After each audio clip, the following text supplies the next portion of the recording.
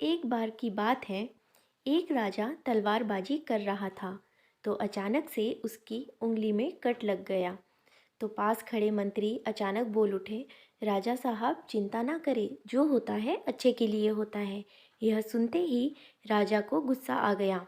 राजा उस मंत्री को कारागृह में बंद करने का आदेश दे देता है और बोलता है, इसको फांसी पर चढ़ा दिया जाए। यह सुनकर मंत्री घबरा गया।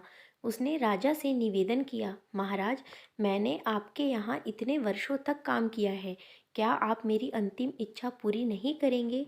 राजा बोला, ठीक है, बताओ क्या है तुम्हारी अंतिम इच्छा?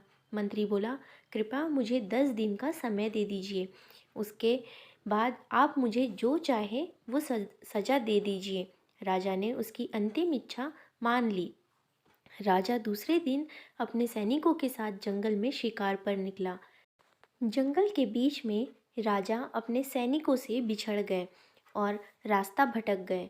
रास्ता ढूंढते हुए राजा वनवासियों के बीच पहुंच गए, जो बलि देने के लिए किसी को ढूंढ रहे थे।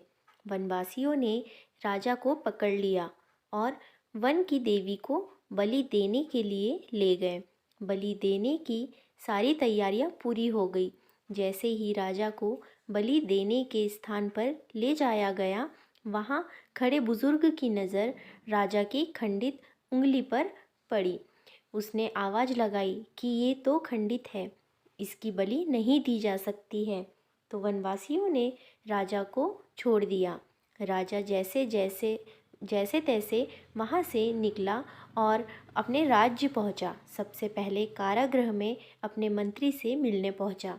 राजा ने मंत्री से कहा, आपने सही कहा था, अगर मेरी उंगली नहीं कटी होती तो मैं ज़िंदा नहीं होता, यानी जो होता है वो अच्छे के लिए होता है।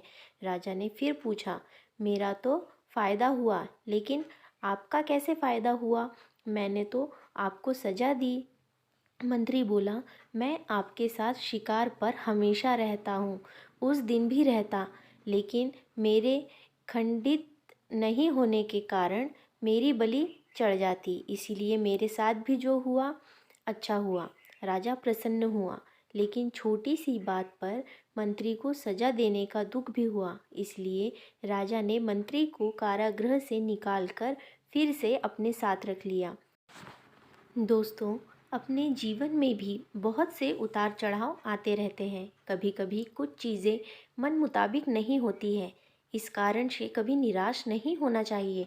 हमेशा याद रखें, जो होता है अच्छे के लिए होता है। भले ही कुछ अच्छा हो या ना हो, लेकिन उस परिस्थिति के प्रति सकारात्मक नज़रिया रखने से उसका प्रभाव बहुत कम हो जाता है। तो फ्रेंड्स, आपको ये स्टोरी कैसी लगी? अपनी राय कमेंट बॉक्स में ज़रूर बताएं। वीडियो को लाइक शेयर ज़रूर करें और चैनल को सब्सक्राइब करना बिल्कुल ना भूलें, क्योंकि आपके लिए मैं ऐसी ही अच्छी अच्छी कहानियाँ लेकर आते रहती हूँ। और ऐसी ही अच्छी अच्छी मराठी स्टोरीज़ के लिए मेरे चैनल चित्रास वॉइस को सब्सक्राइब ज़रूर करें। इसका लिंक मैंने डिस्क्रिप्शन बॉक्स में दे दिया है। धन्यवाद।